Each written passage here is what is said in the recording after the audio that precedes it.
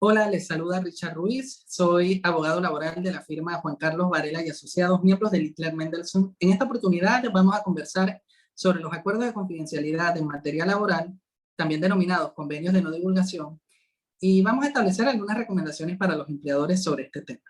En primer lugar, es necesario tener en cuenta que no toda la información que circula en nuestras compañías es privilegiada, reservada o confidencial. Para ello es sumamente importante que las empresas verifiquen cuáles son los cargos y posiciones que en ejercicio de sus funciones tienen acceso a información que pueda afectar estratégicamente a la compañía, pues es este tipo de información la que puede ser calificada como confidencial o reservada. ¿A qué tipo de información nos referimos? Podemos mencionar a título de ejemplo información sobre clientes o potenciales clientes, estrategias de mercadeo,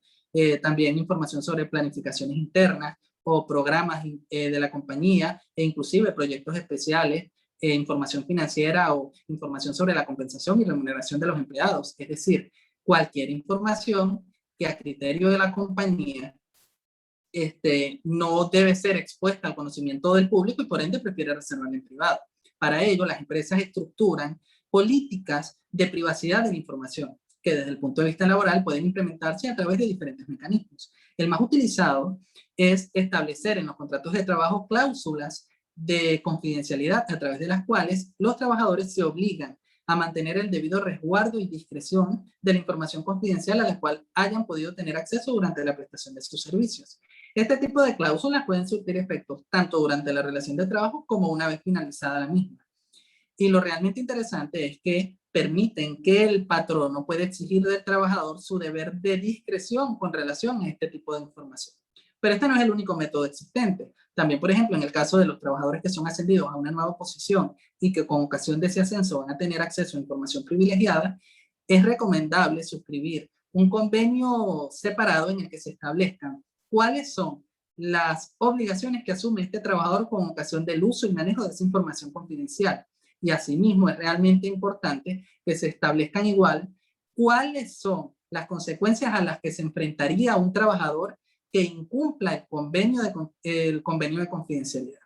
Dicho esto, nos toca preguntarnos entonces, jurídicamente, cuáles son esas consecuencias que enfrentaría un trabajador que violente la política de confidencialidad o privacidad de su empleador. En primer lugar, debemos establecer si el trabajador está prestando servicios. Evidentemente, se configura la causal de despido justificado por revelación de secretos del patrono y por ende, puede ejercer la sanción disciplinaria del despido justificado reservándose el ejercicio de las demás acciones que considere prudentes. Pero si el trabajador ya no forma parte de la plantilla de trabajo, ni está activo ni prestando servicio, es necesario que las empresas entiendan que aún así pueden ejercer acciones civiles, administrativas e inclusive penales contra estos ex trabajadores, exigiendo la reparación de los daños y perjuicios que ocasionó la fuga de información no autorizada por la empresa. Ahora bien, es interesante también evaluar cómo la pandemia de COVID-19 y las cuarentenas y las medidas de prevención que se han dictado han cambiado la forma en la que se prestaba el servicio usualmente, y ello ha implicado que el sector administrativo e inclusive los medianos y altos cargos que antes prestaban servicio dentro de la sede física de la empresa, ahora lo estén prestando en forma remota desde sus hogares mediante el teletrabajo. Y ello nos impone nuevos retos, es decir, cómo garantizar que estos trabajadores que tienen acceso a información sensible puedan mantener dicha información de forma confidencial desde sus hogares. En ese sentido, nos hemos planteado algunas recomendaciones prácticas que nos permitimos hacerles. La primera de ellas es que cualquier información confidencial deba ser identificada como tal. Es decir, que los asuntos de los correos electrónicos, los nombres de los archivos digitales, los encabezados de los documentos e inclusive los sobres cerrados contengan la palabra reservado, privilegiado o confidencial, para que de esa manera el trabajador pueda observar que ese documento tiene un tratamiento diferente y por ende pueda adecuar su actuación y moderar la comunicación que pueda ejercer sobre ese documento a otras personas.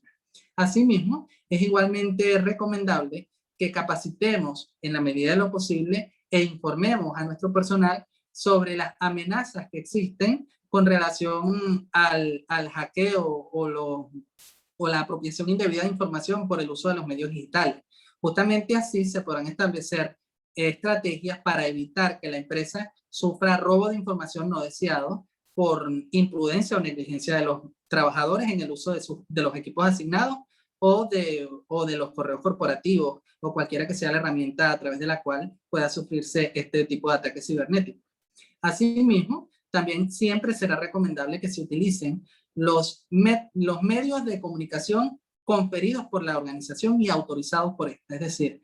el correo electrónico corporativo y los equipos tecnológicos provistos por la organización, como computadoras o teléfonos. Y en última instancia, los equipos tecnológicos personales y los correos personales, puesto que solo así se garantiza que la empresa pueda ejercer un verdadero control sobre quién tiene acceso a la información que envía a sus trabajadores, y ese control evidentemente se diluye cuando se utilizan los medios personales de comunicación de los trabajadores. Asimismo, es igualmente recomendable, por ejemplo, en el caso de los trabajadores que están prestando servicios mediante teletrabajo, establecer algunas políticas especiales, como la prohibición de imprimir documentos o la obligación de destruir los documentos que fueran impresos, e inclusive la obligación de mantenerlos con un resguardo mayor para evitar que otras personas puedan tener acceso a los mismos. E igualmente, estas políticas pudieran focalizarse hacia el ordenar a los trabajadores que las llamadas o conferencias sean atendidas en un área privada en la cual no puedan ser oídos por las restantes personas que habitan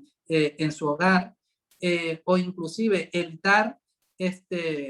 divulgar información de forma que sus familiares o las personas que conviven con ellos puedan tener acceso a la misma. Es decir, la pandemia nos trajo una realidad y es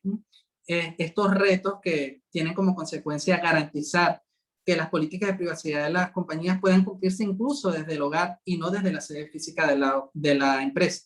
Básicamente, cada compañía va a diseñar sus estrategias y políticas en base a sus objetivos y a sus metas. Por ello, siempre será necesario el apoyo de un equipo legal especializado para estructurar un plan que se ajuste más a los requerimientos de cada uno de los empleadores, para de esa manera buscar un esquema de trabajo que pueda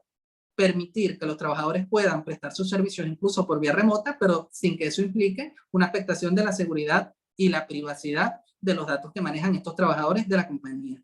Sin lugar a dudas, fue un placer hablar con ustedes sobre este tema. Se despide Richard Ruiz.